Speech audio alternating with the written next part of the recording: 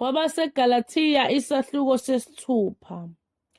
Bazalwane, uma umuntu ehlelwa isiphambeko, nina bomoya mbuyiseno njalo ngomoya wobumnene. Uzibheke wena, funa uyengwe nawe. Thwalisanani imithwalo yenu, nigcwalise kanjalo umthetho kaKristu.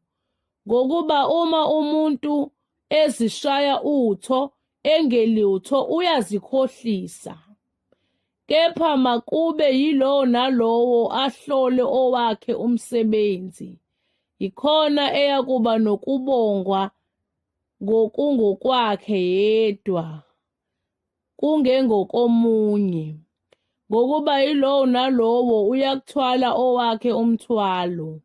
Kepha yena ofundiswa izwi makahlanganyele nalowo omfundisayo kuzo zonke izinto ezinhle.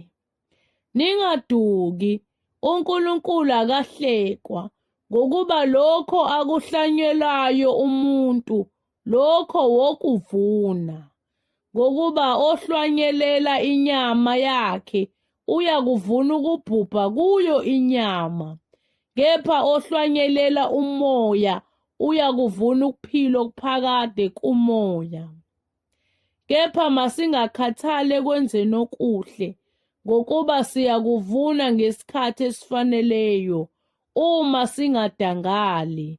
Ngakho-ke njengokuba sinethuba, asenze okuhle kubo bonke, kepha ikakhulu kwabendlu yokukholwa.